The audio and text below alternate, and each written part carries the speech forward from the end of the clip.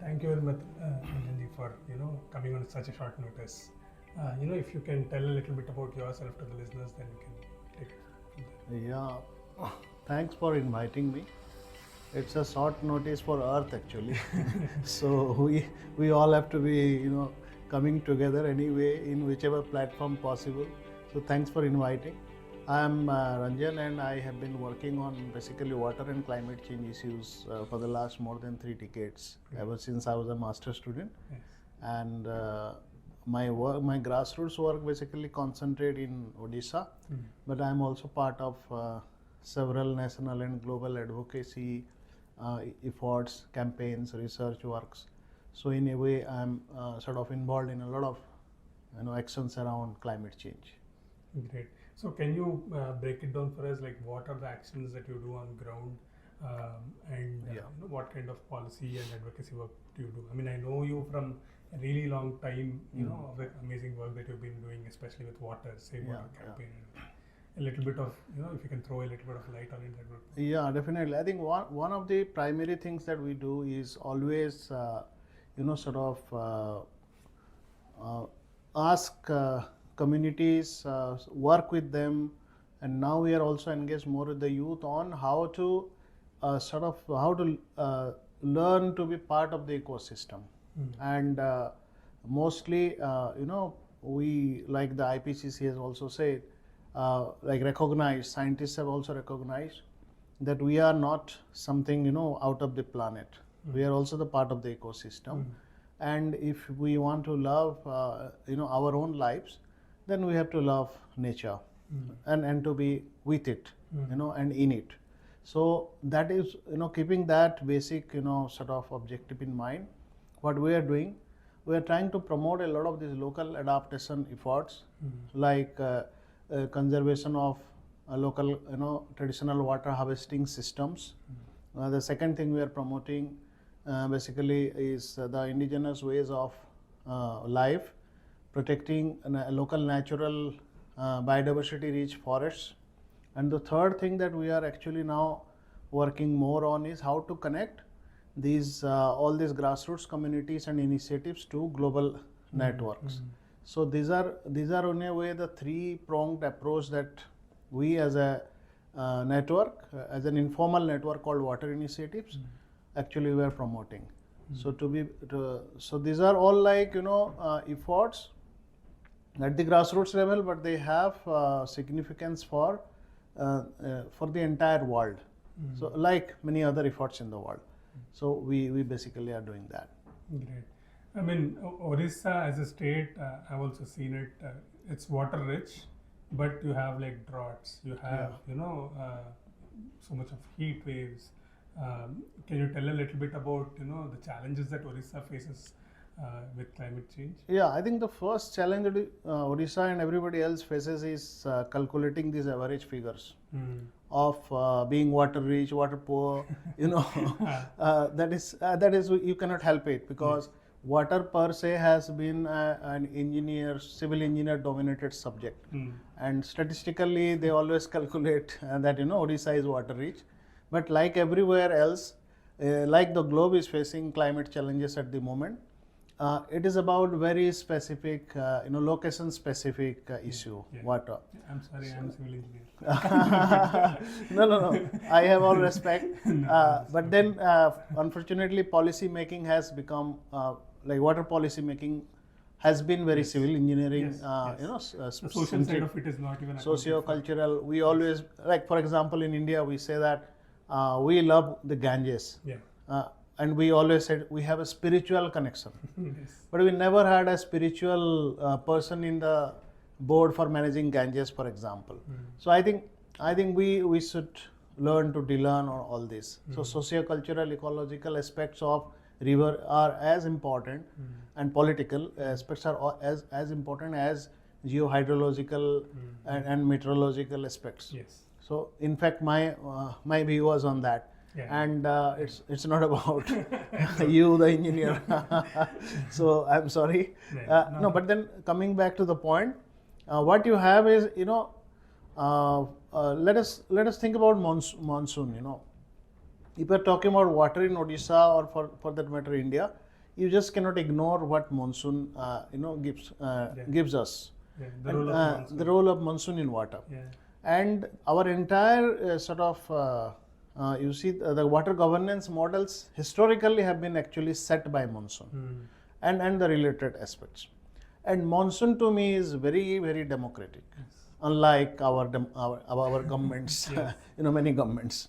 So monsoon has been democratic in the sense that it actually falls everywhere depending on the several other geo ecological microecological conditions, and several conditions determine. Yes. So when we are dependent on the monsoon, it doesn't fall there is not an equitable distribution of monsoon water. So some regions receive less, some regions receive more. So accordingly, the water governance systems have developed there. So for example, Odisha, on an average, you receive somewhere around 1478 to 1500 millimeter of annual average rainfall. Yes. But does that mean that Odisha is water rich? Absolutely no. Odisha is also the region to the place which was which actually brought in a case on starvation death to the Supreme Court. Yes. And that is called the KBK. Yeah. One region actually was formed, the KBK region, known as for starvation deaths and acute poverty at a point of time. So that area, ironically, was also not water deficient, but it had, because it had a traditional system of harvesting water. But coming down to the coast, the things are completely different. They might be having a lot of water, but they also have the sea, which inundates a lot of their area. So it's about very relative concept on how we consider a state water sufficient or water deficit. Coming back is that our impacts of water security or insecurity, as well as impact of climate change, which actually sort of accelerates the impact of local water insecurity, are different from for different regions. One thing that strikes me nowadays, and that I think should also strike the policymakers, we keep on trying to they are educated. I don't call they're not, but then we keep on engaging with them, is that this monsoon has become very erratic. Yes. That we all know. We talk about it, but then we don't act. Yes. Because Odisha, we have a local folk say, which I always used to repeat it. Hundreds of times I repeat it. From schools to policy level dialogues, we have something called 300 years ago, there was or 100 years ago, whatever. There's something called आठ दुमुकाणी 16 असरा 32 झिपी झिपी 64 कुंडा झरा तेबे जाई चासी भाई पेट हुए पूरा. It's like 8 thunder stars. 8 दुमुकाणी is 8 thunder stars. 16 asra is 16 days of continuous power. 32 झिपी झिपी is like 32 day of drizzles, and 64 kunda jhara is like 64 days of sort of sprinkles. This only makes a farmer's life easy. So that is what is the say. If you calculate that, it's like 120 days of rainfall.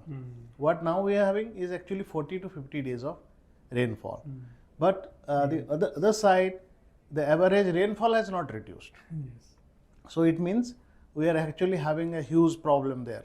And our, add to that, our ways of managing water has been so centralized, so colonized, that we have forgotten the distributive nature of rainfall.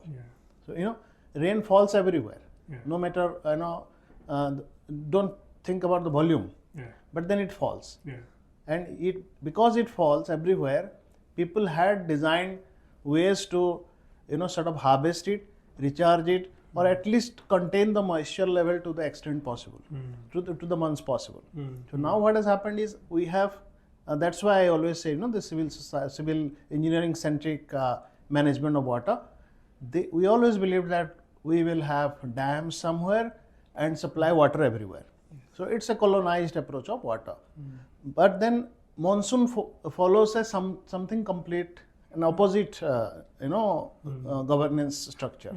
It falls everywhere, and you if you are serious about water, you have to harvest it everywhere. Yes. So I think that is where I think is the crux of the problem lies. Now we are not harvesting enough, and now rain is not helping us to harvest as well. Whatever little is left with us, as form in the form of harvesting structures and systems, is not capable to hold on to the kind of incessant and kind of sort of extreme precipitation days that we are facing. So like for example, in Mahanadi basin, just on a day around the Hirakud reservoir, for example, in July 2018, if I'm remembering it correct, just on a day actually 622 millimeter of rainfall poured in. So it's like more than 40% of the entire year's average.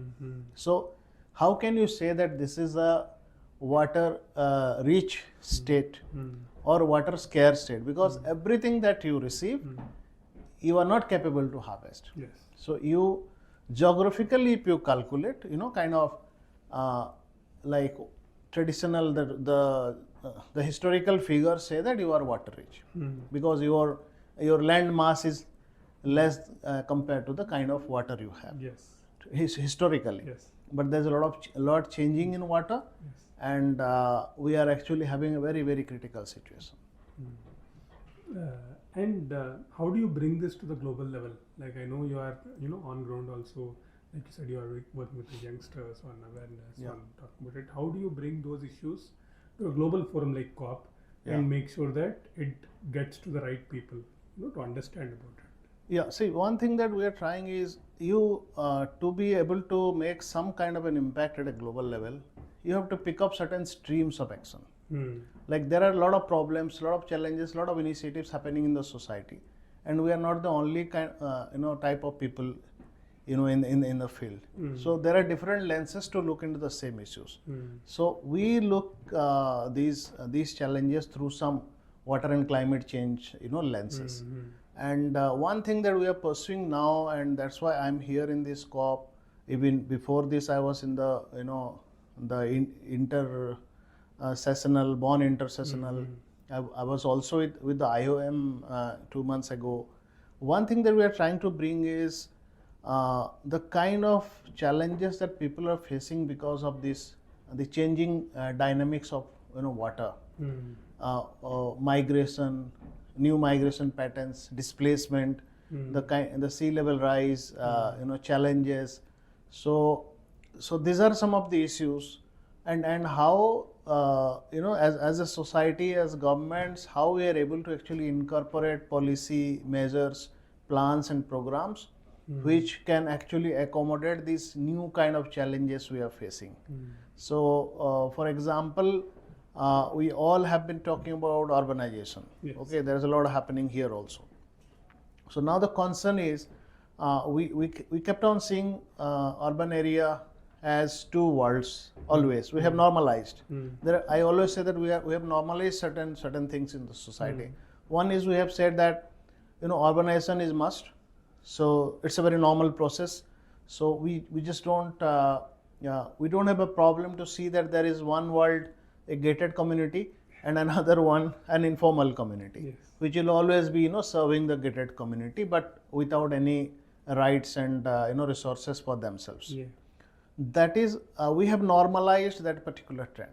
Now in a climate scenario, if you see the new migrants, the new displaced people, who many often people call them climate refugees, which is very difficult to distinguish anyway, which is a normal aspirational migrant, which is a distressed migrant due to climate change impacts, whatever it is. A lot of people are moving into cities because the local adaptation capacity of resources, including water, has actually going down drastically. There are many places geographically have actually started to reach their peak insofar as adaptation ability is concerned. So people will move in to cities. So if people are moving into cities, how are the cities prepared? Are you going to be the the cities are going to the same kind of hubs where we have normalized the kind of two communities, two worlds, where they will keep on coming. We don't care for them. They will be staying somewhere on their own in dinkies and without any basic amenities, no rights, whatever. All their knowledge systems that actually were built over centuries, generations, staying with nature, their lived experiences that actually could help a lot to the world. At the moment, everybody is talking about nature-based solutions. What exactly are nature-based solutions? It is how how effectively you are developing your capacity to live with nature at peace. Is actually the nature-based solution to me. So if that is the solution, then most of these communities actually practiced that for long. But now, for the global climate change and other problems, they're moving out. So with them is also moving out, that intricate link they had. So are we prepared as cities to handle these people, to provide them with some platform which actually takes care of their own strengths, or we are just going to make them daily wage laborers in some construction companies? So I think that is where people like us can play a role. So there are local issues, there are local challenges, and there are global platforms like COP has a lot of things happening. So many networks are working on, for example, cities, migrant people, displaced people, water, nature-based solutions. These are, as I said, these are all connected issues. So for a person like me, for groups like us, I think we think it is important for us to try and make these connects between the communities and the processes that is happening throughout the world. So it all depends on how much we can, how effectively we can actually, and with how many groups we can work, and at the end how the governments actually take it. So No, I heard somewhere about how we are right now in a place where we are creating individual solutions for a common problem, like RO water. Everyone has RO water or filter water, some kind of thing at home. For what should have been something the government should have provided. Like in bigger cities, in a lot of cities across Europe and everywhere, you can drink the water directly from tap. In India, we don't do that. So even I see a lot of people who come for the first time or anywhere outside the country, they find it really difficult to drink out of a tap. So the way that we are also looking at solutions, the whole perception has to change. Like you were saying, in cities also we are looking at two different ways. The gated community example is like perfect, I think. I think one of the things I always say that we have normalized this entire thing that you said, buying an RO for us. We have stopped questioning. That why should I buy a water filter if I am also paying the water tax? So that is one of the other thing that we have normalized, and there is another statistics I always I love to give is everywhere we demonize the farmers. That they are using a lot of water. So 80% of the global water resources is being used by farmers. But what the cities, concentratedly in a particular geographical location, more water is actually spent in city. If you compare the geographical spread of cities, the amount of water they actually spend within a particular geographical limit is much more than the per capita amount of water that farmers spend. And the farmers are actually using the water. It is not because of their fault, because it is the agricultural system that we have imposed on them, like the Green Revolution. So it's fine. At a point of time, Green Revolution was needed to make national food security. But then the farmers were actually forced into that. It was not their traditional way of farming. So you colonized water. You provided some water colonies all across with dams and all, and you asked them to go for this paddy and wheat and other cash crops. So and now they are accustomed to it. Now you are going back to millets Mm. because you see a potential in in that as a climate adaptation model as well. Yes. So it's not the farmer who has actually taken this route of guzzling more water. Mm. It's the at the root Yeah. is the kind of development process you have promoted. Yes.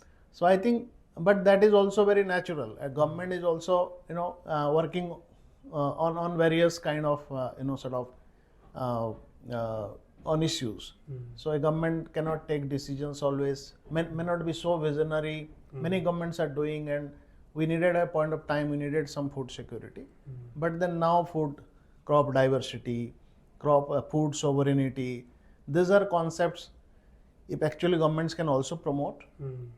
I think we can go back to an era where water governance can also be improved.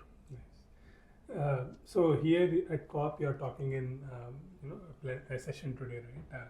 Can you tell a little bit more about the session, what you're going to talk about, and how you think that your presence here, with your presence here, how you are trying to make an impact? I mean, what would be, if I can put it like this, what would you think would be a success, that you have from the work that you do, that you can get into a text? No, yesterday I had a session with the UN university, two UN universities organized, and one very important aspect they discussed is the socio-ecological ways to resolve many crises. So I think one new issue that has emerged throughout the COP and before it is this entire way of mental health health challenges. And before we corporatize this whole issue of health challenge due to climate change, and then again go to the concentrated way of pharmaceutical industry taking charge of the solution, I think people like me are suggesting ways where you have the indigenous ways of the living with nature itself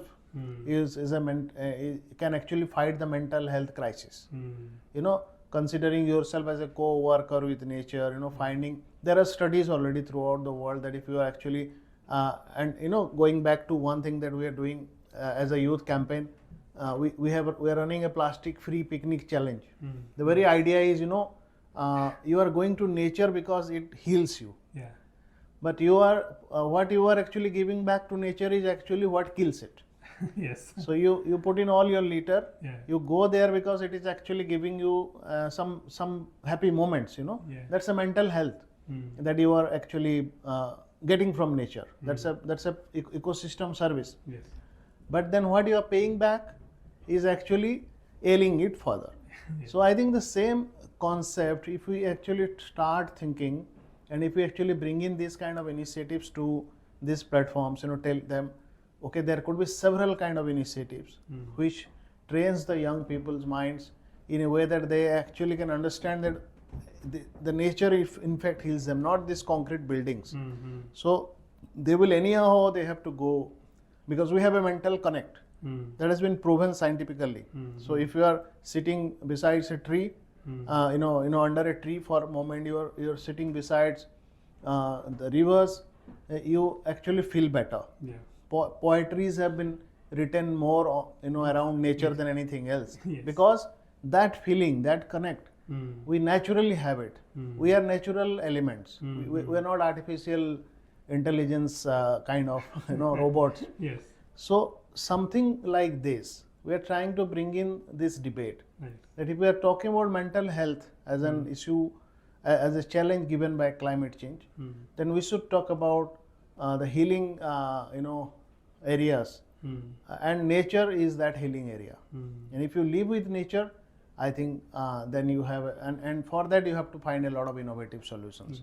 So I think people like me can bring in this kind of initiative. The second kind of thing that I am involved in COP, in fact tomorrow I have two places to speak. Yes. One is on this climate, displacement and migration. So what kind of policy measures are already in practice throughout the world, like what Fiji has done. One of the first policies for climate, internally climate, people, displaced people. Bangladesh has some guidelines. So, and what we are trying in Odisha is also to ask the government to come up with some kind of policy measures. So that if that can be scaled up at the national level, so kind of all these initiatives people like me could actually bring to the table.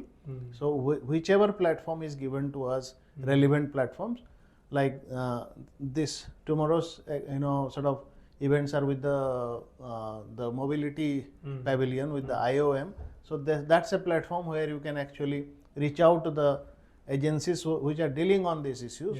So if our voices are heard, if our initiatives are actually taken, are noted of, then I think some changes. But for people like us, the engagement is not for a COP.